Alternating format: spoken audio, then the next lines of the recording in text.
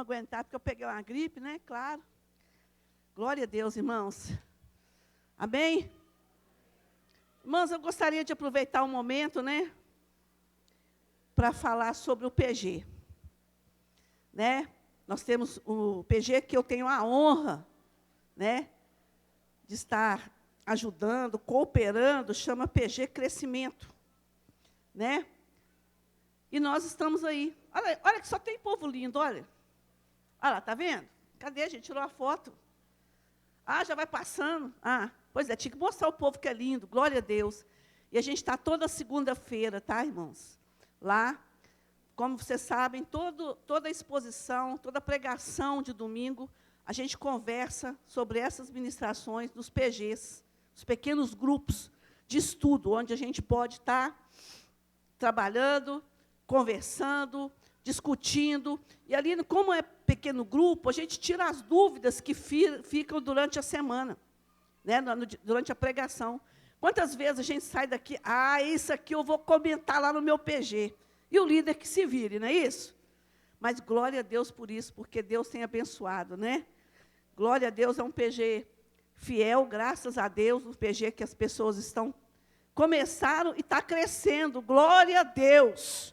Todo mundo que começou ainda não desistiu e não vão desistir, né, para a honra e glória do Senhor, e tem aumentado, amém? E cabe mais gente, viu, irmãos? Cabe mais gente. Se você estiver próximo ao nosso endereço, nós estaremos lá para te receber de braços abertos e conversar sobre as pregações de domingo, amém? Quem aqui participa de um PG? Levanta a mão. Glória a Deus, tem muita gente que participa. Se você não participa ainda, irmão, participe.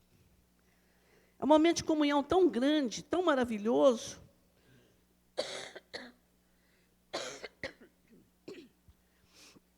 Esse momento é um momento de realmente comunhão, né, de aprendizado, e é muito bom, né? Né, irmão William, Maria da Luz, né? Está ali a Ana, pessoas que participam do PG, a Ivonete não veio hoje, a Ângela, né, que é nova na igreja, está frequentando o PG, e Deus tem abençoado rica e poderosamente. Tem um casal também que está tentando alugar uma casa aqui perto, e aí eles já, pelo menos no dia, na última segunda, estão conosco lá, e está sendo muito bênção, irmãos. Então, hoje nós vamos ministrar a palavra mais uma vez para louvor do Senhor, para a honra e glória do Senhor. E a palavra de Deus, ela é maravilhosa. E eu gostaria de começar falando algo. A internet a internet, eu posso dizer que ela é contraditória. Tem muita coisa boa e tem muito lixo na internet. Na maioria, muito lixo. Até porque, principalmente o Instagram, ele coloca para você assuntos do seu interesse, né? Existe esse tráfego aí. E, há uns dias atrás, eu conheci uma pessoa na internet, no Instagram, e comecei a perceber o trabalho dele no Instagram. E eu já estava com essa mensagem para ministrar, e falei assim, gente, olha que coisa. Ele é um jovem, e ele anda pelas ruas, e ele vira e pergunta assim, você acredita em Jesus? Não sei se você já viu esse jovem. Aí, muita gente fala assim, não. E eu fiquei chocada, né? Porque a gente que vive no meio, a gente não pode entender como que uma pessoa não acredita em Jesus. Aí outros dão assim aquela abertura e falam assim, mas por que você não acredita em Jesus? Não, eu até acredito, mas ele é um ser iluminado, né? É uma pessoa qualquer e tudo, uma pessoa que pregoou bem. Aí outros falam assim, não, eu acreditava, mas agora eu não acredito mais. E aí ele vai insistindo, aí ele fala assim, mas por que você não acredita mais? Aí, 90% das pessoas que dão essa abertura para essa pergunta respondem exatamente o que eu vou te dizer. Eu acreditava, mas a igreja, ela oprime muito. Ela condena muito. Tudo que a gente faz dentro da igreja é errado. isso, eu não gosto de religião e também deixei de acreditar em Jesus, porque eu não acredito que alguém como eles falam que pode ser tão opressor. É claro que a gente não vai entrar em detalhes de como essas pessoas são, mas a gente vê que essas pessoas, e eu quero que você coloque depois para mim o tema da pregação, essas pessoas estão bem dentro daquilo que eu vou ministrar hoje. Essas pessoas fizeram uma escolha, né? E hoje a pergunta é essa: qual é a sua escolha? E o texto está aí em Mateus, eu vou usar Ara, né? Capítulo 7, do 13 ao 23.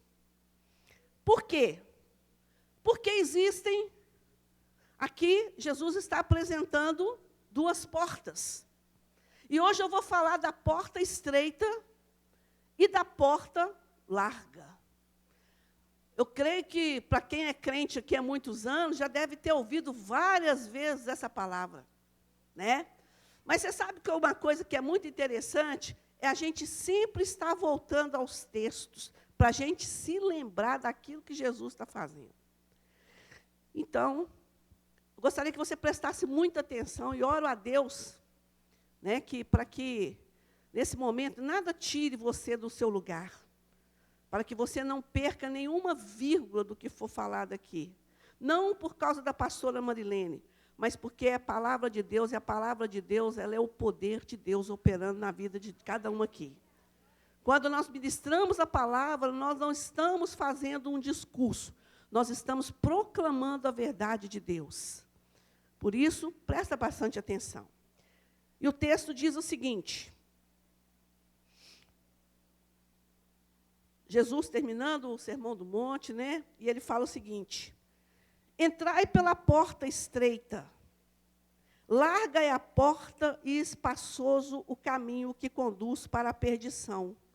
E são muitos os que entram por ela, porque estreita é a porta e apertado o caminho que conduz para a vida, e são poucos os que acertam com ela.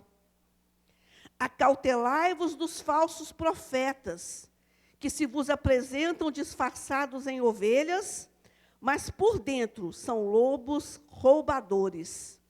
Pelos seus frutos os conhecereis. Colhem-se, porventura, uvas dos espinheiros ou figos dos abrolhos? Assim, toda árvore boa produz bons frutos, porém a árvore má produz frutos maus. Não pode a árvore boa produzir frutos maus, nem a árvore má produzir frutos bons. Toda árvore que não produz bom fruto é cortada e lançada ao fogo. Assim, pois, pelos seus frutos os conhecereis. Nem todo o que me diz Senhor, Senhor, entrará no reino dos céus, mas aquele que faz a vontade de meu Pai que está nos céus.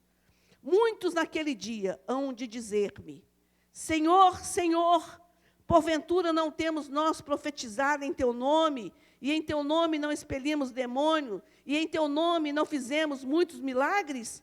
Então lhes direi explicitamente: nunca vos conheci. Apartai-vos de mim, os que praticais a iniquidade. Senhor, essa é a tua palavra. Nós já te louvamos, Pai, porque a tua palavra ela é viva, ela é eficaz. E a tua palavra, Pai, ela é guiada pelo teu Espírito e produz, Pai, em nós, ó Pai, uma mudança. Senhor, que nós possamos estar nessa noite, ó Deus, com o coração aberto, Pai, para receber a tua palavra, e não apenas receber a tua palavra, mas praticar a tua palavra no nosso dia a dia. Senhor, que no nome de Jesus, Pai, oh Deus, o Senhor sabe que eu sou pó, eu não tenho a capacidade, mas eu conto com o teu Espírito Santo. Deus, em nome de Jesus, Pai, alcança todo o coração que entrou aqui nesta noite, toda vida, Pai, cada vida, Senhor. Que o Senhor comece comigo, Pai, falando ao meu coração, como o Senhor tem falado esses dias. Oh, Deus, em nome de Jesus, Pai, opera aqui nessa noite, Pai. E realiza, Deus, em nome de Jesus, Pai, essa obra grandiosa, Pai, da salvação, Pai. Senhor, nos dá discernimento, ó Deus, da verdade. Em nome de Jesus, amém. Oh, meus irmãos, é uma palavra conhecida, como eu disse. Mas a palavra de Deus, quando ela é estudada, ela traz algo no coração da gente, assim, ela mexe conosco. E nós sabemos aqui que o tema principal do Sermão do Monte é o reino dos céus. E ensina também a conduta dos discípulos que irão morar nesse reino, que fazem parte desse reino. Esse é o Sermão do Monte. E Jesus, ele ensinou aos seus discípulos como viver uma vida diferente, uma vida diferenciada, uma vida transformada, de modo que eles também tivessem uma vida transformada, de modo que eles tornassem uma resposta ao mundo e trouxessem transformação aonde eles pisassem, que eles fossem agentes de transformação. E aí eu já começo falando, é isso que Deus quer nas nossas vidas, que nós sejamos agentes de transformação, amém? O ensino do Sermão do Monte é um ensino prático, é muito prático. E, por consequência, como é um ensino prático, ele leva cada um de nós a uma vida de prática cristã, uma vida de praticar a palavra, coisa que muitas vezes nós falamos, mas o Sermão do Monte, ele ensina isso, como ter uma vida prática. E quem estuda o Sermão do Monte, meus irmãos, a pessoa que estuda, a pessoa que lê, a pessoa que tenta entender o sermão, ele percebe que há uma desconstrução dentro dele, uma mudança de hábito, de modo de viver, e isso vai levar na vida daquela pessoa que tem o interesse pela palavra do Senhor, e principalmente por essa porção do Sermão do Monte, a uma renovação, uma reforma espiritual dentro da vida dessa pessoa. Porque muitas coisas são desconstruídas quando nós entendemos o que é ser um cidadão dos céus. É muito diferente. E o sermão, ele chama cada crente para se tornar um discípulo. Por quê? É uma resposta para se tornar um discípulo, a gente dá uma pronta resposta à maravilhosa graça de Deus. Por quê? Porque ele nos leva a conhecer o reino, antes de tudo, dentro de nós. Por isso que eu falei na reforma espiritual, porque primeiro a transformação é dentro de nós. E esse sermão, quando ele é ensinado, o Sermão do Monte é tão poderoso, meus irmãos, mas tão poderoso, que se ele fosse realmente colocado em prática na vida de cada crente, o mundo reconheceria o Evangelho como poder de Deus, e haveria uma transformação, e as pessoas seriam atraídas a Cristo. Eu não sei quem já leu o Sermão do Monte todo, leu e releu. Eu sei que o pastor Glag domina, mas eu sei que muitos, talvez, não leiam. Lê um pouquinho das bem-aventuranças, mas não é só isso, é muito mais do que isso. Mas antes de entrarmos no texto propriamente dito, eu preciso de falar algo. Nós lemos aqui no primeiro versículo que eu li, está escrito assim: entrai pela porta estreita. Larga é a porta, espaçoso o caminho que conduz para a perdição, e são muitos que entram por ela. Eu preciso esclarecer algo muito importante, porque muitos, por falta de conhecimento, interpretam esse texto de maneira errada. Nesse texto, não há ensino que o homem está decidindo sobre a sua salvação. Não é isso, ok? A salvação, à luz das Escrituras, é obra da graça divina. Amém? Salvação é obra da graça divina. E eu queria que você colocasse aqui para mim, meu irmão, Efésios, capítulo 2, versículo 8 e 9. Jesus não está tratando da salvação, mas do processo que se inicia a partir do momento da salvação. E a partir do momento que nós somos salvos, nós entramos no outro processo, chamado santificação. O que está escrito aqui? Porque pela graça, isso vem de nós? Não, vem de Deus. Aleluia, glória a Deus. Então, meus irmãos, primeira coisa, Jesus não está tratando aqui sobre isso, está tratando sobre o processo que se inicia após a salvação. E isso também é um processo divino. E aí, se você for um pouquinho lá em Efésios 2:10, 9, aí o que é que ele fala? Não de obras. É puramente a graça de Deus, aleluia! Nada podemos fazer por nós mesmos para alcançar a salvação. Mas veja bem o que Jesus está dizendo aqui nesse texto. Percebam o texto. Entrai pela porta estreita. Claramente ele está falando da porta da salvação, a porta que abre o caminho para a vida. Para a vida. Quem é a porta? E Jesus chama a atenção para essa porta estreita, e ele não para na porta estreita. Jesus fala sobre o caminho apertado. Ou seja, a porta estreita e o caminho apertado. E ele proferiu essas palavras, meu irmão, com o amor de um pastor que não deseja que nenhuma ovelha se perca. Está falando para mim e para você. Olha, entrai pela porta estreita. A porta estreita mostra-nos um caminho apertado, onde é necessário quebrantamento, onde é necessário ajuste, porque nela tem vida. E esse caminho, ele não se molda de acordo com a nossa vontade, mas a vontade de Deus. Nesse caminho, nessa porta, não cabe nada além da verdade que é Cristo. Você tem que reconhecer isso. É o caminho da verdade que conduz à vida. É o caminho daqueles que entenderam, glória a Deus, o que foi ministrado aqui nas primeiras ministrações dessas pregações de Romanos. Romanos capítulo 12, versículo 1 e 2, o que está escrito lá? Quando o pastor Glag falou isso aqui, ficou muito preso no meu coração. Esse caminho da porta estreita, entram por ela aqueles que decidiram apresentar os seus corpos como sacrifício vivo, aqueles que não se conformaram com esse século e aqueles que foram renovados, transformados pela renovação da sua mente. Esses entram pela porta e esses estão no caminho. E não é o caminho natural do homem, não. Não é um caminho natural. E por isso Jesus fala, são poucos. São poucos os que seguem por Ele. Sabe quem está seguindo nesse caminho? É aquele que ouviu de Jesus, segue-me. Segue-me. Você ouviu isso de Cristo?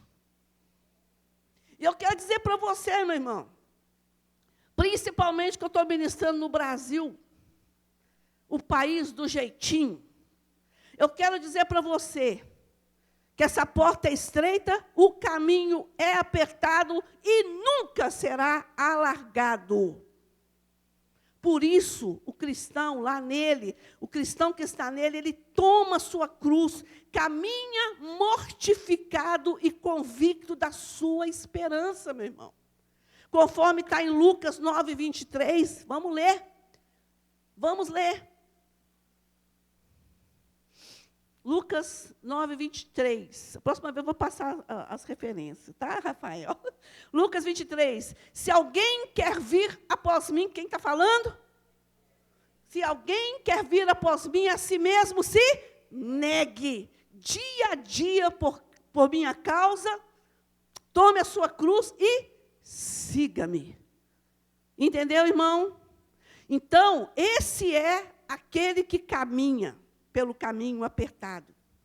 No caminho apertado há poucos, mas esses ouviram a voz de Deus e creram, seguiram a Cristo, e esses já desfrutam da presença do Salvador, aleluia, porque Ele está com ele naqueles caminhos, no caminho apertado. Amém, irmão? É, irmãos. E Jesus deixa claro, aqui, ele fala o seguinte, olha, o fim daqueles que escolhem a porta larga, o caminho espaçoso, Qual que é o fim? A destruição. Este é o fim daqueles que não entram pela porta estreita e nem andam pelo caminho apertado. É a destruição. Meus irmãos, a porta larga é o caminho do falso ensino. E muitos estão nele. E por quê, meus irmãos? Esse caminho não confronta o pecado. Não. Esse caminho, nesse caminho largo, nessa porta larga, nesse caminho largo, tudo é lícito. Tudo é permitido. É um caminho em que não há necessidade de renúncia. Não há necessidade de arrependimento. E como disse Jesus, não são poucos os que caminham por ele. Ou seja, nesse caminho largo, meu irmão, você tem muita companhia se você quiser. É só escolher. Muitos nesse caminho até falam de Cristo, falam da sua obra, mas o negam com seu estilo de vida, são indiferentes aos mandamentos de Cristo, buscam a sua própria satisfação pessoal, são aqueles que confiam em si mesmo, são pessoas vaidosas, pessoas que relativizam o Evangelho, ou seja, fazem o Evangelho à minha maneira, creem nisso, e que no final encontrarão a destruição. Não sou eu que estou falando. Quem proferiu essa sentença foi Cristo, nosso Salvador. O final é esse, irmão. E logo após a instrução dos versículos que eu li agora, 13, 14, Jesus vai fazer uma exortação. Versículo 15, ele vai falar: acautelai-vos dos falsos profetas que se apresentam disfarçados em ovelhas, mas por dentro são lobos roubadores. É? Olha o que Jesus está falando. Se eu fosse parafrasear, eu ia dizer: cuidado com o ilusionismo na vida cristã. Cuidado com as aparências. Meus irmãos, falsos profetas são facilmente encontrados do lado externo da porta estreita. Por quê? Porque eles querem tirar você, a mim, do caminho. Eles tentam arrancar a verdade da consciência do discípulo. Eles têm um convite para um evangelho sem compromisso, sem arrependimento. Conforme está em 2 Pedro, capítulo 1, 2 Pedro, versículo 1 e 2. Deixa eu ver se eu copiei certo. 2 Pedro, me ajuda, Daniel? Daniel pegou aí para mim, peraí. 2, 1, 2. 2 Pedro, 2, 1, 2. Coloquem para mim, por favor. Assim como no meio do povo surgiram falsos profetas, assim também haverá entre vós falsos mestres, os quais introduzirão dissimuladamente heresias destruidoras até o ponto de renegar o soberano Senhor que os resgatou, trazendo sobre si mesmo repentina destruição. Irmãos, a igreja vai lutar até Jesus voltar. Vai ter falso profeta tentando entrar dentro da igreja. Até Jesus voltar. Entenderam isso, irmãos? E aí Jesus fala algo muito interessante. Gente, presta atenção. Presta atenção no que Jesus está falando comigo e com você hoje. Ele fala assim: pelos frutos os conhecereis. Claro que ali Jesus estava falando, ali ele estava se referindo aos escribas, os fariseus daquela época, que eram extremamente legalistas, que eram obstinados por sinais de religiosidade. Mas hoje, aplicamos esse texto sem nenhum problema. Por quê? O que é que nós estamos vendo hoje? Pelos frutos. Meus irmãos, o falso profeta parece um bom crente. Ele se veste como crente, ele fala como crente, ele carrega a Bíblia como crente, ele louva como crente. Mas o falso ensino desse falso profeta é muito claro. Sabe por quê? Você pode detectar por meio daquilo que ele não declara. O falso profeta não ensina sobre a porta estreita. Ele procura agradar todos. A mensagem desse profeta é doce. Massageia o seu ego. Nada de confronto. Aquele que está o seu ouvinte, o seu público, não tem confronto. O falso profeta é isso, irmãos. Eles não zelam pela doutrina, não falam sobre a ira de Deus. Falso profeta não fala sobre pecado. Inferno, então, nunca você vai ouvir da boca dele. É só bênção, bênção, bênção, bênção, bênção, bênção, bênção e bênção e bênção. E que você é bom. Você é muito bom. Totalmente contrário da palavra de Deus, porque a palavra de Deus fala que nós somos maus, nós somos pós, nós somos caídos. Você é estrelinha de Deus, viu, Gabriel? Menininho. Não, nada disso. Eles deixam de lado a verdade. E deixando de lado a verdade, eles cumprem o papel deles, eles afastam o homem de Deus.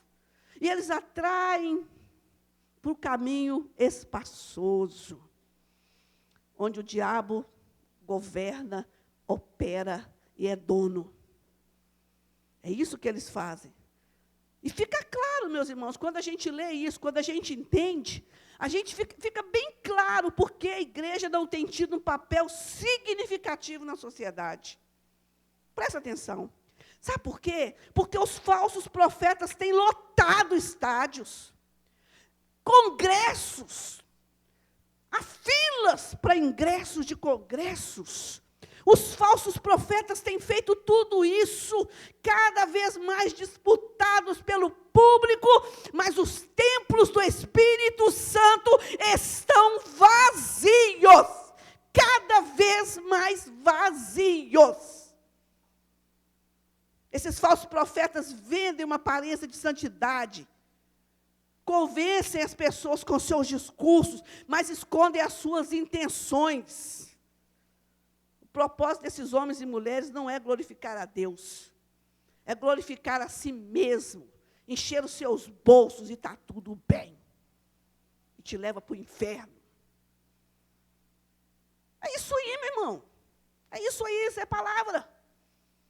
Distorcem a verdade, conduzem as pessoas ao erro, nunca promovem um ensino bíblico, porque sabem que quando a palavra de Deus é ensinada, vai ser revelada a conduta deles.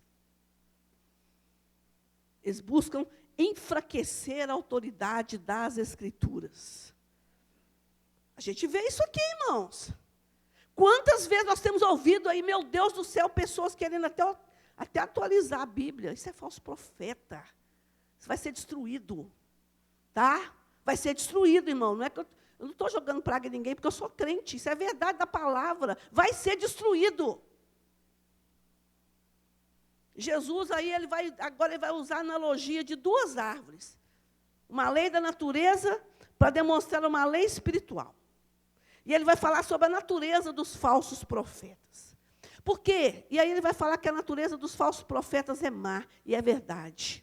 E muitos são enganados porque em alguns momentos, prestem atenção nisso, alguns momentos, irmãos, parece que é bom, parece que Deus está no negócio, mas não se sustenta, meu irmão, não se sustenta, porque o que se sustenta, o que tem sido por várias vezes perseguida é a palavra de Deus, e ela se sustenta, porque ela é viva e ela é eficaz, e ela é a boca de Deus.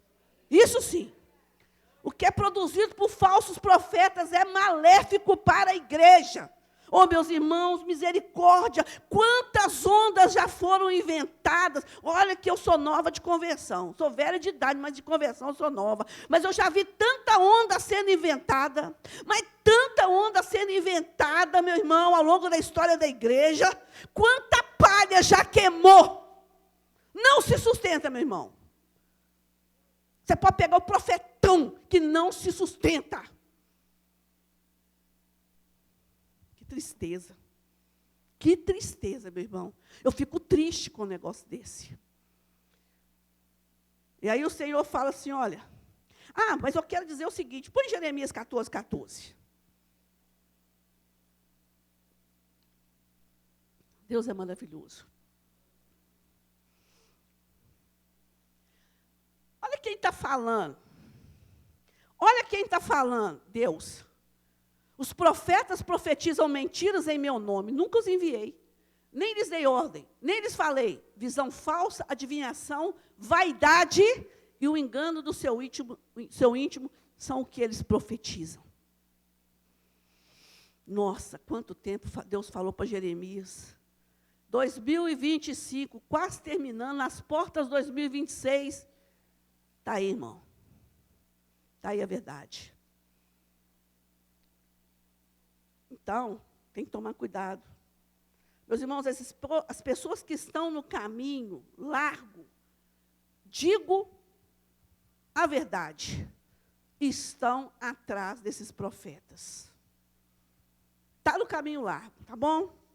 Falsos profetas mundanizam a igreja, querem pôr o mundo dentro da igreja.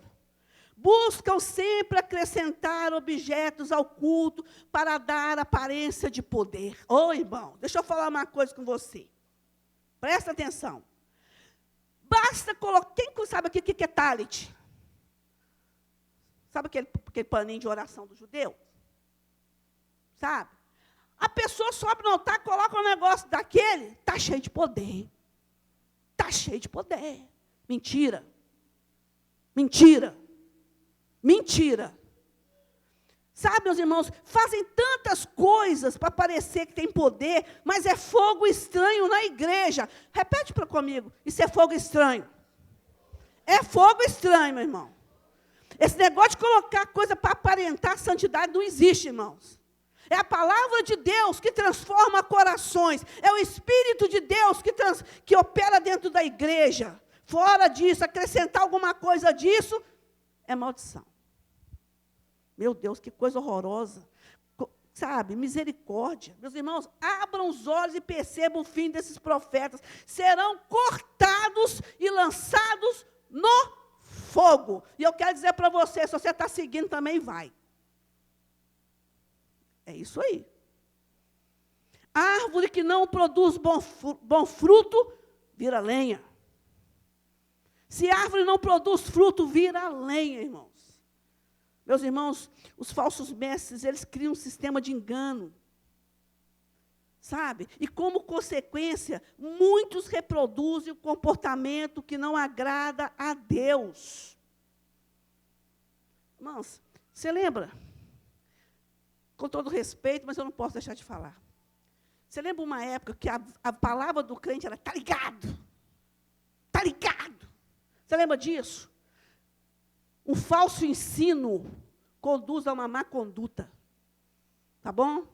Falso ensino produz uma má conduta. Cuidado. Objetos são ungidos e a fé é depositada nele. Credo. Isso é idolatria, meu irmão.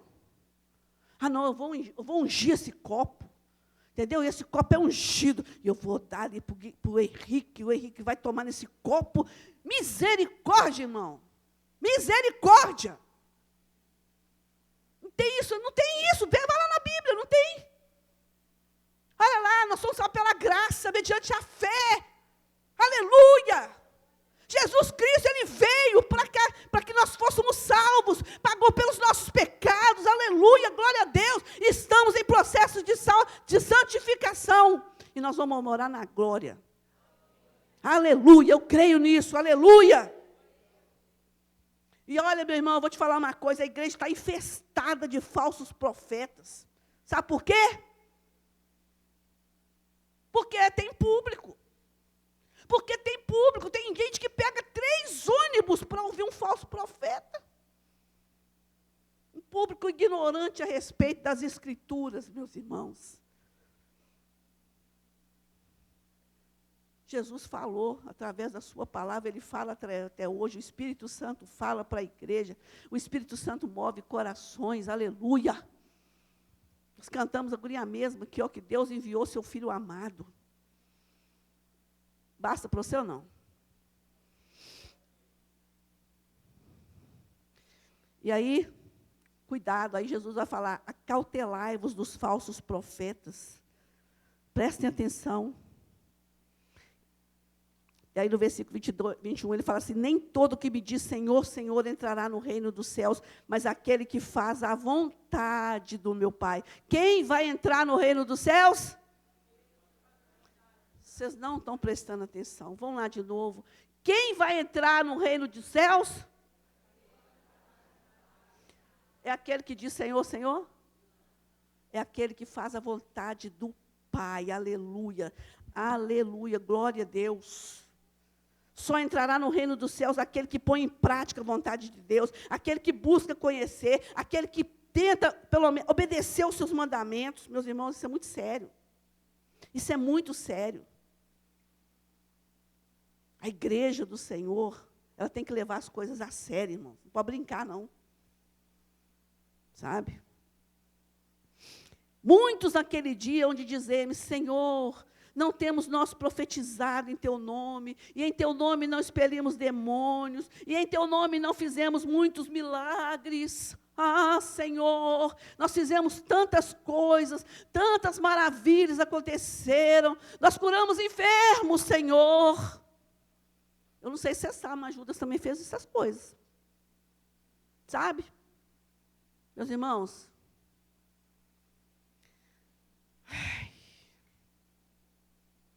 sabe, essas pessoas, jamais entrou na mente deles a possibilidade que talvez não fossem verdadeiros crentes, herdeiros da glória de Deus e das bem-aventuranças eternas. E aí Jesus responde algo.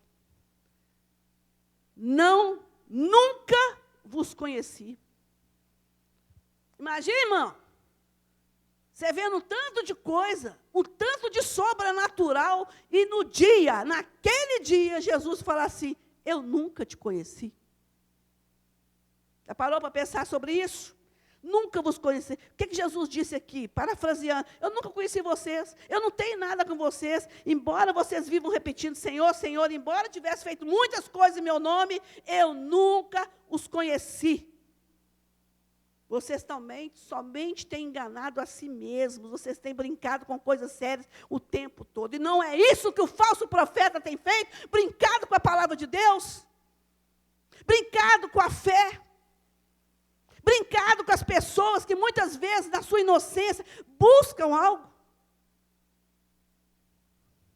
Glória a Deus que aqui na Igreja Irmão não tem ninguém que é tão inocente assim. E ele fala assim, olha, afastai-vos de mim, vós todos que praticais a iniquidade. Você sabe uma coisa que eu amo a palavra de Deus de capa a capa, mas algo que, cada vez que eu ministro, cada vez que eu estudo, cada vez que eu estou lendo a palavra, sabe uma coisa que eu amo? É que quem conhece a palavra é desconstruído. Glória a Deus. O mundo está falando aí que Jesus é bonzinho, que Jesus vai salvar todo mundo vai no balaio. Olha o discurso de Jesus aqui, ó. Eu nunca vos conheci, tá? Eu nunca vos conheci, apartai-vos de mim, todos que praticaram a iniquidade. Todos que praticaram a iniquidade. Sabe o que está dizendo aqui? A palavra iniquidade no original indica desobediência a Deus. Vocês andaram em desobediência. Meus irmãos, a Bíblia, constantemente, ela nos exorta a nos examinarmos, como também nos provarmos, a fim de verificarmos se estamos na fé ou se estamos reprovados. Existe isso da palavra de Deus, está lá em 2 Coríntios, capítulo 13, versículo 5. Está lá. Examine você mesmo. Olha se você está realmente na fé. Olha se realmente você está no caminho. Meus irmãos, o Evangelho requer que tomemos uma decisão. Nós vamos continuar no processo da santificação, Ou nós vamos buscar esses discursos que estão aí? O caminho é apertado, ele não vai ser alargado de maneira alguma. Ele é apertado mesmo. Glória a Deus por isso. Glória a Deus. Porque por mais esse apertado que ele seja, por mais apertado, quando a gente olha para o que custou, que Jesus fez, não é nada. Aleluia. Caminho apertado, meu irmão, é o caminho pelo qual Jesus quer que nós caminhemos. Portanto, vamos entrar pela porta estreita, vamos seguir pelo caminho apertado, onde certamente nós encontraremos Jesus andando à nossa frente, nos guiando, meus irmãos. Glória a Deus. Irmãos, busca ter um compromisso com a palavra de Deus, obedeça os mandamentos de Deus. A palavra de Deus, Jesus fala que os mandamentos deles não são pesados. Se nós nos colocamos diante do Senhor para andar diante dEle, Ele vai nos sustentar. Ele é fiel. Sabe por quê? Porque vai chegar um dia, irmão, que nós vamos comparecer diante dEle. E boa coisa será quando Ele olhar para mim, para você e dizer, bem, aí você está, servo bom e fiel, aleluia, glória a Deus. Então, meus irmãos, pensa nisso. Como tem sido a sua vida? Que caminho você está tomando na sua vida? Quem você tem ouvido? Amém? Vamos ouvir o hino. Desenvolva a sua santificação, viva para a glória de Deus. E eu vou falar mais uma vez, não dê ouvidos a falsos profetas. Amém?